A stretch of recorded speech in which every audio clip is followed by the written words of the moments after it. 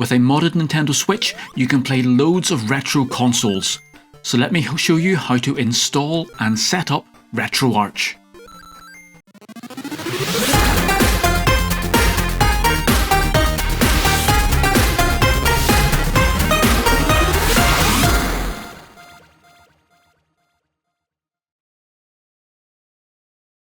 Hi and welcome to Bytes and Bits. The Nintendo Switch is a very versatile console to own, especially once you mod it. Now this opens you up to a whole range of homebrew applications that let you use the console more as a handheld computer than just a simple games machine.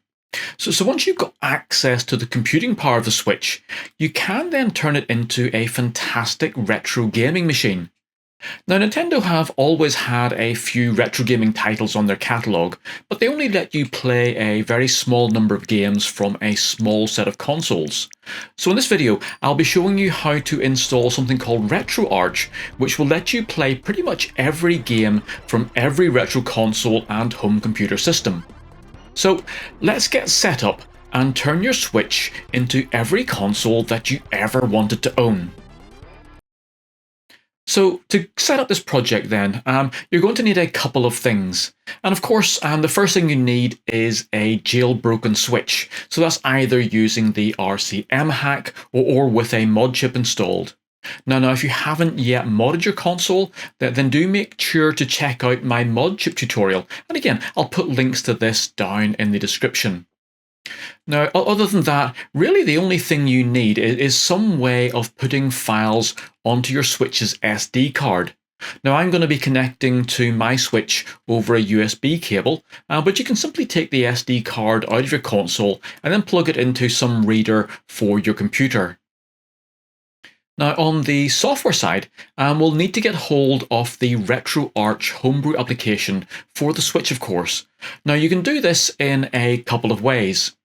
So if you head over to the RetroArch download page, and again, I'll put links to this into the description, you'll find the Switch download section a few screens scrolled down the page. Now, RetroArch uses what are known as stable builds and nightly builds.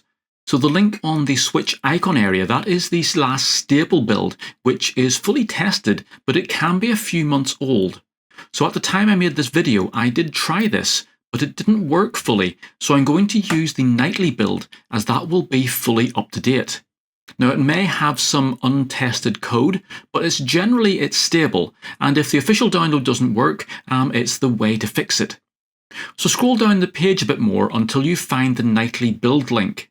This will take you to the automated build tool packages, and we then need to navigate to the Nintendo folder, then to the Switch folder, and then to the libnx folder. And inside here, you'll see a range of nightly build files. So the bottom entry labeled just retroarch.7z, that is the one we need. So just download the archive file onto your computer and then extract the files. Now this will give you a Switch folder with the retroarch.nro file installed inside it, and then also a RetroArch folder with all of the RetroArch setup files. Now all you need to do is to copy everything that comes down on the archive file into the root of your SD card, and that will install RetroArch for you. Now this method will actually install RetroArch with all of the cores preloaded. So RetroArch cores are the software plugins that RetroArch uses to emulate each of the retro gaming systems. Now, if you want a full setup, then I would advise using this method, but it is going to take up around about 3 GB of storage space for all of those extra cores. Now the majority of these you probably will never use, so if you want to save a bit of card space, then use this second method. So for this, you're going to need access to the Switch Homebrew Store.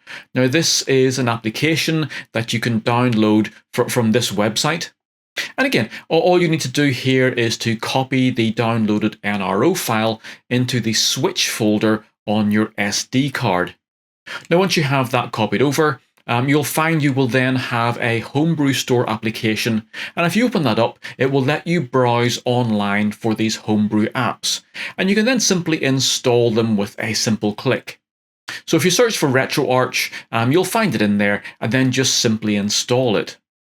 So this installation, so it's an installation from the Homebrew App Store, gives you the full RetroArch application, but it only has a few of the system cores pre-installed. If you want to run other console systems, all you have to do is go into the online updater and install those cores. And again, that lets you simply then just install the cores that you want to use. Now in this video tutorial, I'm going to be sticking with that full installation method, and that just simply means that I have everything that I need already installed onto my Switch. So once we've got the RetroArch system installed, we'll need some game files to play. Now, as usual, this is where you'll need to do a bit of searching on your own, as most of these files, these game files, of course, contain copyrighted material.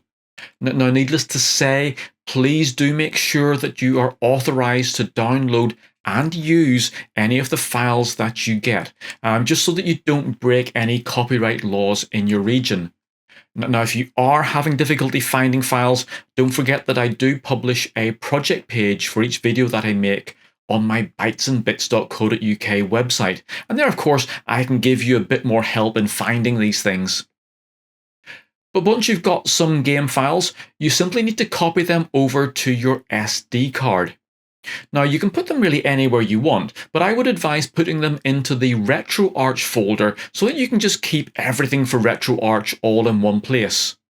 So I would create a ROMs folder inside the RetroArch folder, and then try to keep each of the game system files into its own subfolder. So you can see here that I have a folder for my Atari games and so on. And then this just simply makes it easier to install the files into RetroArch in a little bit. Now finally, you might also need some BIOS files. Now this does depend on which retro consoles you want to play. So most of the early 8 and 16-bit consoles, they don't need a separate BIOS file. But things like the PlayStation consoles, which are probably one of the ones that you're going to want to install, these do need them. Now, the easiest way to get your BIOS files installed is to find a RetroArch BIOS pack online. And this will basically have everything that you need to get everything working inside RetroArch. Now again, if you're having problems finding any of these packs, then do have a look on my main project page. To install the files into RetroArch, you just need to copy them into the Cores System folder. Now you'll find that in the RetroArch folder, Cores and System.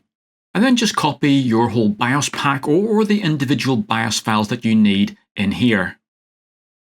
So now that we've got RetroArch installed, we're going to need to do just a little bit of setting up, and then we can start playing some games. So RetroArch needs to be run in what's known as full memory mode. So if you come down and just simply go to your album, you end up in what's known as applet mode, and you can see that up in the right-hand corner there. So we want to come out of that. And the way to get into full memory mode is you have to hold down the right bumper on your control pad and then start up a game. So you need to have at least one game installed. So I'm just going to start up Hollow Knight here, but I'm holding down my right bumper button. As the game starts then, Atmosphere hijacks the game start and jumps into the Homebrew menu. But again, now we are in full memory mode. And you can see up in the top corner there, we don't have applet mode selected anymore. So if I now come across and find RetroArch, which is over here. So if we start up, and we can just start up RetroArch. So this will take us into our main RetroArch menu. Now, by default in RetroArch, the select button is on the B and the back button is on the A, which of course is reversed from the Switch. So let's change that first. So I'm just using the D-pad on my controllers here. So I'm going to go across over to my left-hand menu here and down to Settings. And then I'm going to go to my user interface. And I'm going to select that with the B key. I'm then going to come down to Menu Controls, again B to select that. And I'm then going to swap the OK and Cancel buttons. So again, I'm going to press B to select that.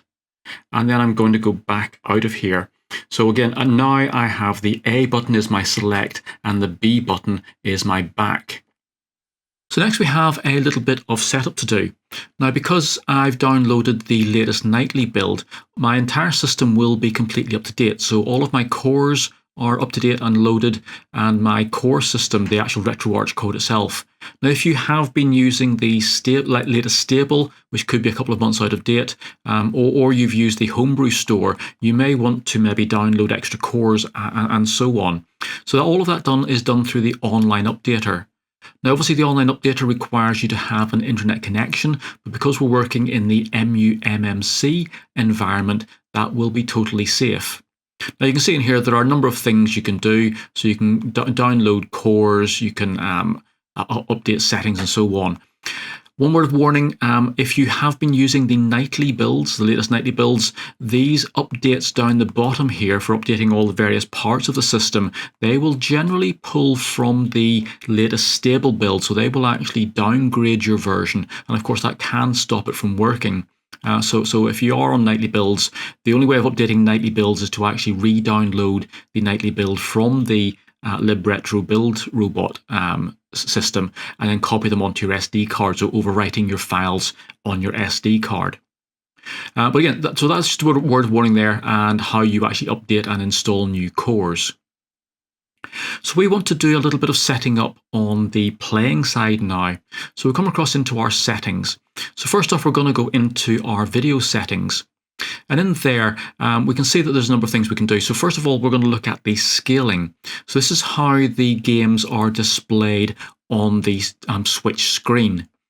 There's a number of ways you can do this. But really, one thing I would look for you to do here is in the aspect ratio.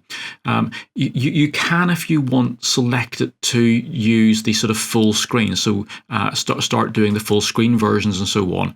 But what that does is it actually stretches the display. So not all of the games were designed for our normal widescreen TVs. A lot of them were designed for the sort of 4:3 TV screen. And some of the older games, like your Donkey Kongs and so on, that they were on a tall and narrow screen. So I would highly recommend that you select core provided here. So the core itself will tell RetroArch what the screen dimensions are, and RetroArch will then display them on your Switch screen so that they look right. It does mean that you get black bars maybe to the left and right, but the games will look correct, not all stretched out. So that's what I would always recommend you use. There's other things, of course, you can play about with in here, but for the moment, I'm just going to leave that just with the core provided. After that, then, really, we are ready to start playing some games. So if we come back out to our main menu, we can see here that we have some options at the top to load core and load content. So you can go off, you can load a specific core for a particular system that you want to emulate, and then load content. But again, that lets you play games one by one. What is very handy to do is to actually import content into what are known as playlists. So here, if we go down to import content, I can come across and I can say that I can scan a directory, or I can scan a single file. So remember, when we copied our ROM files over, we put them into individual system directories. And then this is really why we did that. So if I select scan directory, it will now ask me to go and find my games. So I put them into my RetroArch folder, into my ROMs folder. And then I have a folder for each game system that I want to emulate. So let's set up our SNES system down the bottom here. So I simply just have to select that. I'm going to say I'm going to scan that directory. So what RetroArch is doing now, if you look down the bottom left, you can see it's scanning all of those files, identifying which games they are, and then it will create a playlist for my SNES games. So that can take a little bit of time to run through depending on how many games you have. But once it's done that, if we go back out to our main menu screen, we should find that we now have a playlist down the bottom there. So this is our Super Nintendo Entertainment System playlist, and there we have a number of games. Now what we need to do next is we need to associate a core with these games. Now this is where the RetroArch, again, I'm assuming it's this particular version of RetroArch. It is a little bit broken, I think. So if I come, usually what you would do for this in RetroArch is you would go to your settings, and you would come down to your playlist settings, select that. You would then go to Manage Playlists, and then you would manage the playlist for your SNES. And usually what would happen is that would take you to a settings screen for managing that playlist. And inside there, you could set up a core association. Now, obviously, that's not working at the moment, so hopefully that will be fixed in some next updates. But for now, I'll show you a different way around of doing this. So I must admit I've had a little bit of a play around with this to see how we can actually get these cores associated. And there are a couple of issues with the system, there seems to be. So the process that seems to work best is to first of all go up to your main menu and then actually load the core that you want to associate with your games. So I'm going to come in here and I'm going to come down to find my Nintendo SNES cores, which are a bit further down here. So Nintendo SNES. And the core that I want to use is this SNES 9X. So I'm going to load that core. And that seems to activate the system being able to see the cores after that. So I can now come down to my playlist. I can then go across to one of my games. So you can see on the right hand side there, I've already associated this. I've been playing around with it a bit. So if I come down to one that I haven't yet associated, so Super Metroid Europe here, at the moment it hasn't got a core detected. So I'm going to select that game. I'm then going to try and set a core association for this game. And that should then give me a list of my SNES cores. Now, I did find with mine that the suggestions didn't come up unless I had actually loaded a core in first. And again, I'm assuming that's a bug that will be fixed. You should get the suggested cores list immediately. So I'm going to now select my Nintendo SNES 9X core for this. And that now should have, you can see there on the right hand side, my core is now selected. So if I come up to the top, I can now click on my Run button, and that should now boot up into my SNES and play Super Metroid for me. So I've gone through a few of my ROM folders, and you can see here I've set up a few playlists for some of the sort of main systems. And this really just to give a few and see how well how well our Switch performs in emulation. So I've got a PlayStation 1 game here. So if we come across, and again I've set that up there with the PCSX core. So if I just select that, we should be able to jump in and play Einhander.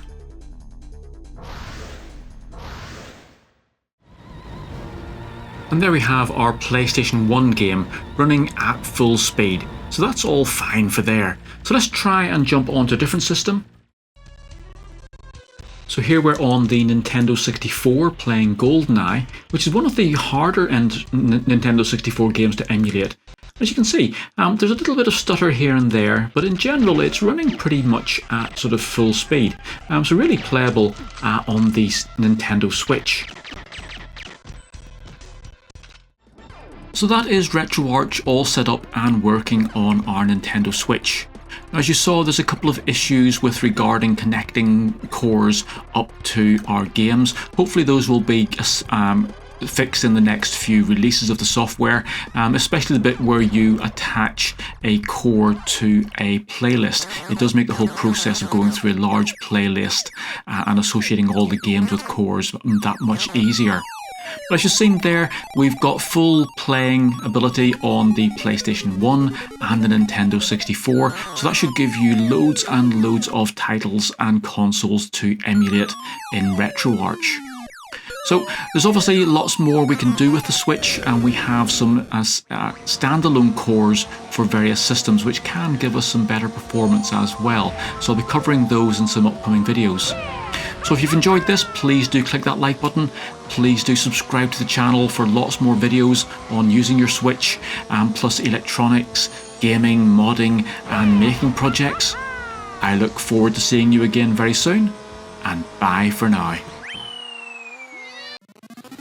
For more games programming, electronics projects and retro gaming, please make sure you like this video, subscribe to my YouTube channel and visit my website.